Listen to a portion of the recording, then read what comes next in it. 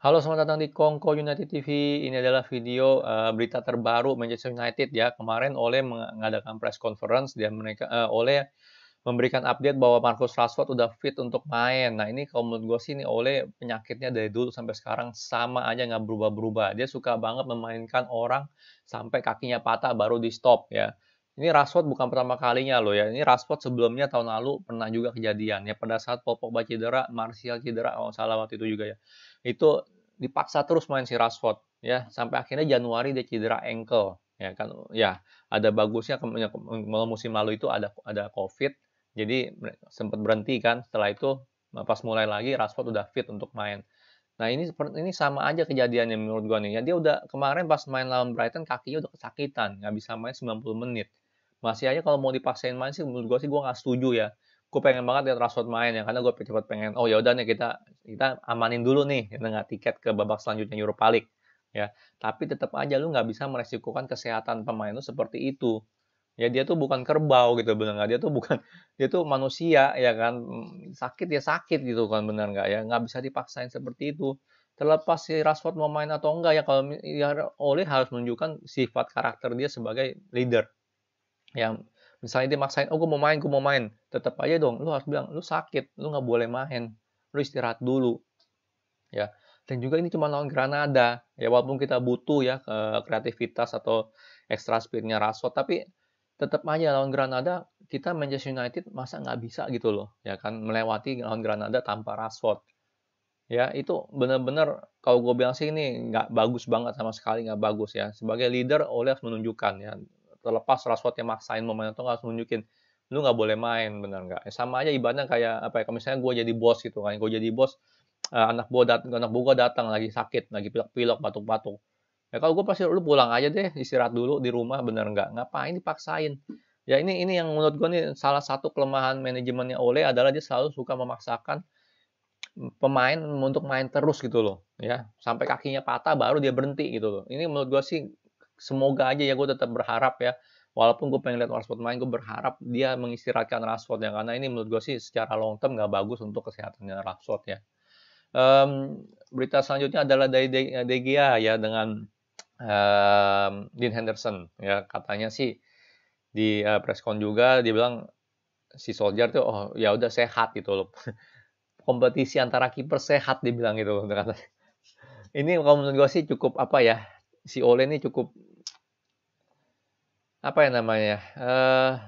Cukup takabur kali ya kata-kata yang tepat ya. Karena gimana pun juga di setiap klub sepak bola kagak ada kompetisi antara kiper gitu loh. Nggak ada sama sekali. Ada nggak coba kasih tahu deh. Di Real Madrid pun ada nggak kompetisi antara kiper? Barcelona, PSG, ya Juventus ada nggak kompetisi antara kiper? Kagak ada. Lu cuma punya satu star kiper, udah top gitu loh. Manchester City pun yang banyak bintang pun pasti cuma satu, stop, udah. Yang kedua ya backup gitu loh, karena kiper nggak bakal cedera ya. Maksudnya ya jarang banget lah, sangat-sangat amat-amat jarang banget cedera. Ya dia cuma gerak kiri kanan doang, maju dikit, maju mundur dikit. Kiper tuh jarang cedera, kagak ada yang namanya kompetisi antara kiper. Nah ini Ole nih gila ngomong begini nih ya, bener-bener gila ya. Sekarang gue sih benar pengen lihat sih besok dia line up-nya pakai De Gea atau Henderson ya. Kalau dia pakai Henderson, gue kalau nggak sampai ini ya, sampai lawan Tottenham ya di Premier League. Kalau dia pakai Henderson terus, berarti De Gea mau udah lama mulai sedikit kesingkir lah. Ya brutal juga sih kalau gue bilang karena gimana pun juga De Gea kesingkir karena ya De Gea lagi punya anak ya kan absen punya anak ya cuti ibaratnya cuti punya anak balik-balik ada orang yang apa gantiin dia gitu kan sakit hati juga kayak gitu ya cukup brutal dan tapi gue tertarik banget nih mau lihat beneran gak nih De Gea udah tersingkir sama Henderson ya kita bisa lihat di 2-3 pertandingan ke depan kalau seandainya nih Henderson main terus berarti benar ya rumornya kalau De Gea udah jadi backup tapi yang namanya kompetisi antara kiper itu nggak pernah ada ya nggak pernah ada di MU doang yang kurang kerjaan ya di MU doang yang kurang kerjaan ada dua superstar ya gue sih jujur pribadi gue sering ngomong gue masih merasa De Gea layak untuk jadi kiper utama ya karena gue nggak melihat di Henderson jauh lebih bagus gitu ya yang menurut gue sih 11-12 lah di Henderson sama De Gea ya ada plus ada minusnya juga gitu dan Henderson juga nggak perfect loh ya nggak perfect ya kayak kemarin aja lawan Brighton kelihatan lah dia nggak ya nangkap nangkap bola corner aja bisa lepas sebenarnya nggak itu kan come on ya itu nggak boleh kesalahan yang nggak boleh terjadi gitu sebagai kiper Manchester United tapi anyway Ya menurut gue sih Ole sedikit takabur dengan ngomong dia merasa kompetisi antar kiper tuh benar gitu. Itu nggak mungkin lah gitu loh, benar nggak benar nggak benar, sama sekali nggak benar.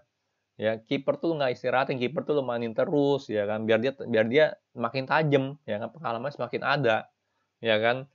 Kalau kalau kayak begini ya nggak tahu lah. Menurut gue sih Ole sedikit takabur ya. Tapi kita lihat aja lah ya. Menurut gue sih cukup menarik.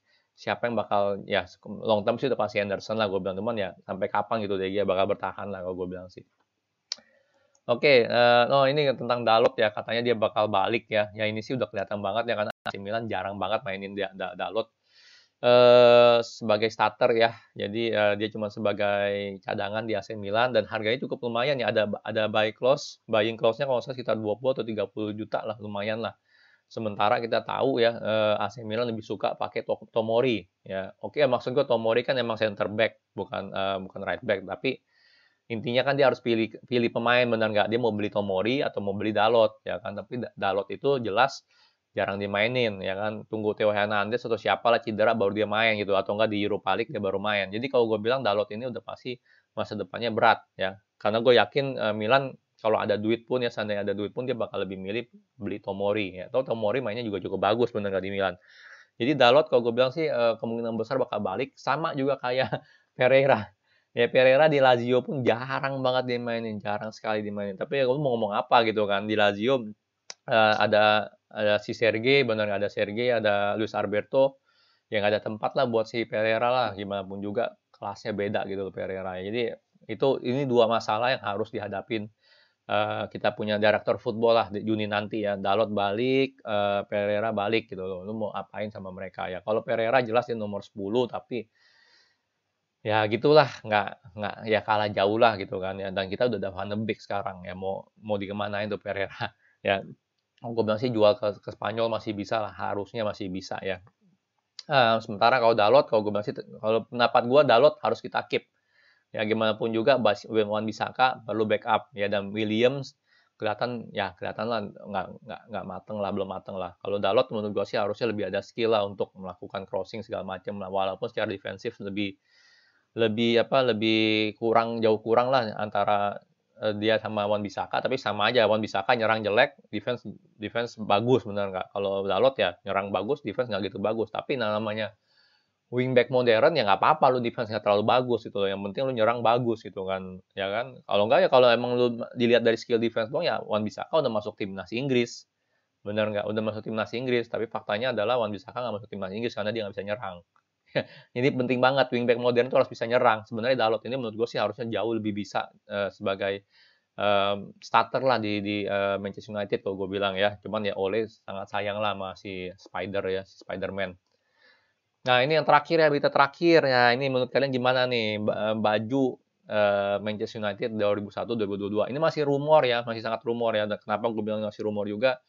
Putih Headlines cukup akurat lah, ya 90% cukup akurat tentang rumor-rumor baju ya. Tapi kalau gue lihat nih, kita ada yang ini kan first team, home, away sama third kit ya. Third kit sama ini sama-sama biru nih. Jadi kalau gue bilang sih ini masih bisa berubah dua ini ya.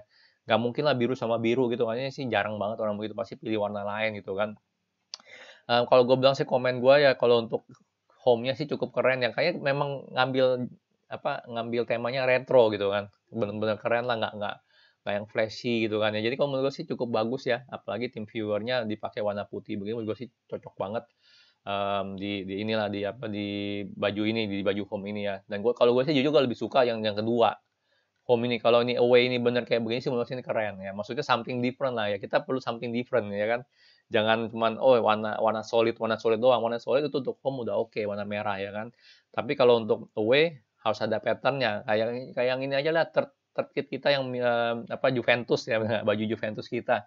Itu kan ya lumayan unik gitu loh, bener nggak? Jadi lu pakai ke mall juga masih keren gitu kan. Wah, baju apaan nih kayak begini kan, masih keren. Oh, baju bola ternyata, bener. Nah itu menurut gue sih seperti itu. Jadi kalau untuk baju away, menurut gue sih harus ada desainnya dikit lah gitu. Secara model harus ada desainnya dikit. Jadi kalau kita pakai ke mall juga masih ya nggak malu-malu amat gitu kan. Maksudnya nggak, waduh baju bola banget gitu kan, enggak gitu. Masih ada fashionnya lah, bisa gue bilang masih ada stylenya. Kalau gue sih suka banget yang away, dan kemungkinan besar kalau udah ini udah diskon, boleh gue beli nih katanya yang away nih. Kalau emang benar yang ini ya. Nah kalau ini mah third kit mah gue bilang sih ya enggak banget lah kayaknya sih. Semoga aja enggak lah ya. Semoga aja dicari yang lain ya.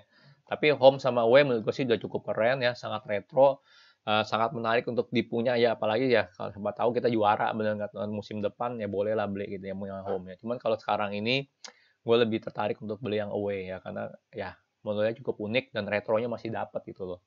Ya. Oke, sekian video berita Manchester United hari ini. Kalau suka jangan lupa like, subscribe, and thank you for watching.